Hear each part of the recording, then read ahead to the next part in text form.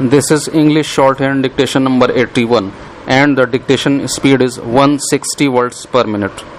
Ready? Start. Mr. Chairman, sir, I rise to speak on behalf of millions of unknown yet very important holds of unrecognized warriors of freedom, the original people of India who have variously been known as backward tribes, primitive tribes, criminal tribes, and everything else. Sir, I am proud to be a Jungli. That is the name by which we are known in my part of the country.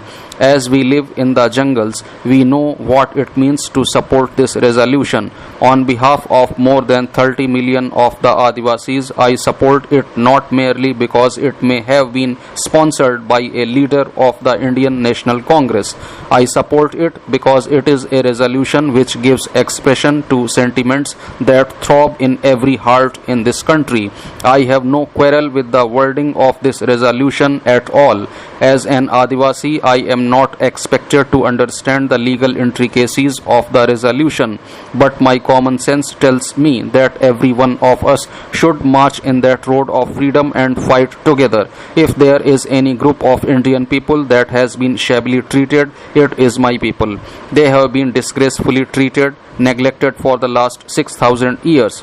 The history of the Indus Valley civilization shows quite clearly that it is the newcomers who have driven away my people from the Indus Valley to the jungles. This resolution is not going to teach Adivasis democracy. You cannot teach democracy to the tribal people. You have to learn democratic ways from them. They are the most democratic people on earth. What my people require is not adequate safeguards, as Pandit Jawaharlal Nehru has put it. We do not ask for any special protection. We want to be treated like every other Indian. There is the problem of Hindustan. There is position of Pakistan. There is the problem of Adivasis. If we all shout in different militant directions, we shall end up in Kabristan. The whole history of my people is one of continuous exploitation and dispossession by the non-aboriginals of India, punctuated by rebellions and disorder. And yet I take Pandit Jawaharlal Nehru at his word. I take you all at your word that now we are going to start a new chapter of independent India where there is equality of opportunity, where no one would be neglected. There is no question of caste in my society. We are all equal. Have we not been casually treated by the cabinet mission? More than 30 million people completely ignored. It is only a matter of political window dressing that today we find 6 tribal members in this constituent assembly. What has the Indian National Congress done for our fair representation? Is there going to be any provision in the rules whereby it may be possible to bring in more Adivasis?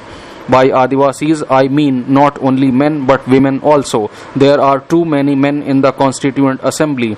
We want more women of the type of Mrs. Vijayalakshmi Pandit, who has already won a victory in America by destroying this racialism. My people have been suffering for 6,000 years because of racialism of the Hindus and everybody else. My people are deeply concerned about what is going to happen about the selection to the advisory committee. I want to be quite clear on that point. I think there has been juggling of words going on to deceive us. I have heard of resolutions and speeches galore assuring Adivasis of a fair deal. If history had to teach me anything at all, I should distrust this resolution, but I do not. Now we are on a new road. Now we have simply got to learn to trust each other. We must create a new atmosphere of confidence among ourselves. I regret there has been too much talk in this house in terms of parties and minorities. Sir, I do not consider my people a minority. We have already heard on the floor of the house this morning that the depressed classes also consider themselves as Adivasis, the original inhabitants of this country. If you go on adding people like the exterior castes and others who are socially in no man's land, we are not a minority. In any case, we have prescriptive rights that no one dare deny. I am convinced that not only the mover of this resolution, but everyone here will deal with us justly. It is only by dealing justly and not by a proclamation of empty words that we will be able to shape a constitution which will mean real freedom. I have heard pronouncements made by Pandit Jawaharlal Nehru in different parts of the country. More particularly, I was impressed by what he said during his visit to Assam during the elections.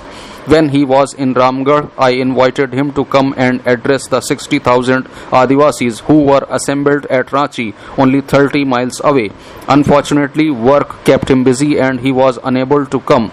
Sir, the solutions to the various problems of the Adivasis are obvious to my mind, and these solutions will have to be thrashed out at some later date. Here I can only adumbrate what is my faith in what seems to be the just solution, and it is by a realignment, by a daring redistribution of provinces.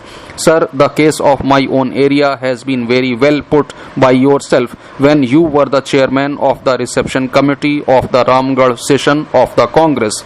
I say you cannot teach my people democracy. It is the advent of Indo-Aryan holds that has been destroying the vestiges of democracy. Pandit Jawaharlal Nehru, in his book Discovery of India, talks of the Indus Valley civilization and later centuries and says that there were many tribal republics, some of them covering large areas. There will again be many tribal republics which will be in the vanguard of the battle for Indian freedom. I heartily support the resolution and hope that the members who are now outside will have the same faith in their fellow countrymen. Let us fight for freedom together, sitting together and working together. Then alone we shall have real freedom. Mr. Chairman, Sir, representing the mercantile community, I want to look at this proposal from the businessman's point of view. From that standpoint, I heartily support the proposal that has been put forward by Pandit Jawaharlal Nehru. In my humble opinion, what the cabinet mission did was to recognize the aspirations of the people to attain independence, put some fetters on the deliberations of the Constituent Assembly, and leave the rest to the talent and genius of the representatives of this country. There are many lacunae in the cabinet mission's statement which we are entitled to fill and shape our constitution in such a manner as will give to the people their aspiration and give us a good constitution. Unless we are prepared to lay down the general objective which we have got to achieve, unless we are prepared to appoint a committee and define the central subjects, I do not see how it is possible for us to go ahead with the shaping of the Constitution of India. According to my honorable friend's argument at this preliminary session, we would not even be able to appoint a committee to deal with the central subjects. I fail to understand how we can go ahead without doing so. If we do not define the central subjects at this period of time, it will not be possible for the provinces or the groups to frame their own constitution. They may assume to themselves power which may ultimately have to be taken over by the central government. It is therefore absolutely necessary that apart from laying down the objective, we should find out what is meant by the central subjects and what finances are necessary to administer them. Similarly, we shall have to lay down other principles, appoint an advisory committee to deal with the rights of minorities, how to safeguard their interests, and do any other things that are desirable, and endeavor to lay down for the purpose of framing the Constitution. He fears that if we put forward the objective now, Mr. Jinnah and his party may not come into the Constituent Assembly. I very humbly differ from his opinion. We have so often approached Mr. Jinnah. Have we ever succeeded in melting his heart for the purpose of joining us sincerely and honestly for the purpose of attaining independence? Even when the interim government was formed, he would not accept the invitation of Pandit Jawaharlal Nehru to join the interim government, but stated to the contrary that he was accepting the invitation of the Viceroy. When the Congress time and again approached him to reach a settlement, he asked his friend Mr. Churchill to get him invited to London for the purpose of clearing up certain misunderstandings.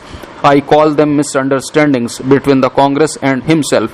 Even now, as we are proceeding with the work of the Constituent Assembly for the purpose of shaping the destiny of our country, he is spending his time at Cairo for the purpose of spreading a disease which I may call Hindu phobia. That Hindu Raj will extend to the Mid East. I am not sorry or surprised that he is engaged in the propaganda at Cairo. If he thinks that the Hindus are strong enough to extend their dominions to the Mid East, it is all the more reason for him to come back to his own country and join us in framing a constitution for attaining independence with due regard to the interests of all minorities, consistently with peace and progress.